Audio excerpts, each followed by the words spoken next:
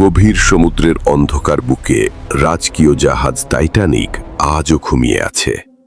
কিন্তু আপনি কি জানেন, এই জাহাজটি ডোবার পেছনে এমন কিছু রহস্য লুকিয়ে আছে যা আজও বিজ্ঞানীদের ভাবিয়ে তোলে।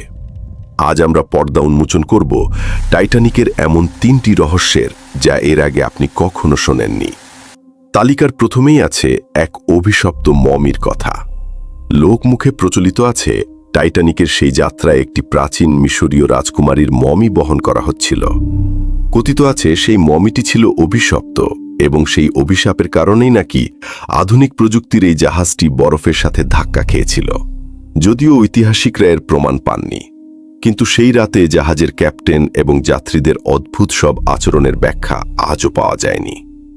দ্বিতীয়ই আছে অদৃশ্য সেই জাহাজ। টাইটানিক যখন ডুবছিল তখন খুব কাছেই নাকি আরও একটি জাহাজ দেখা গিয়েছিল। নাম না জানা সেই জাহাজটি টাইটানিকের বিপদ সংকেত দেখেও কেন এগিয়ে আসেনি? অনেকের মতে সেটি ছিল একটি ঘোস্ট শিপ বা ভুতুরে জাহাজ। ইতিহাসবিদদের মতে জাহাজটির নাম ছিল এসএস ক্যালিফোর্নিয়ান। কিন্তু কেন তারা সাহায্য করতে ব্যর্থ হয়েছিল তা আজও বিতর্কের বিষয়। তৃতীয় রহস্যই আছে, কোনো মৃতদেহ পাওয়া যায়নি কেন? টাইটানিক যেখানে ডুবেছিল সেখানে 1,500 মানুষের মৃত্যু হয়েছিল, কিন্তু অদ্ভুত ব্যাপার হলো আধুনিক রোবট দিয়ে যখন ধ্বংসাবশেষ পরীক্ষা করা হয় সেখানে কোনো মানুষের কঙ্কাল বা হাড়ের চিহ্ন খুঁজে পাওয়া যায়নি।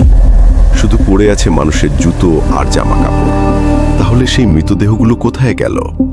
সমুদ্র কি তাদের চিরতরে হারিয়ে ফেলেছে, নাকি অন্য কোনো রহস্য লুকিয়ে আছে এর পেছনে?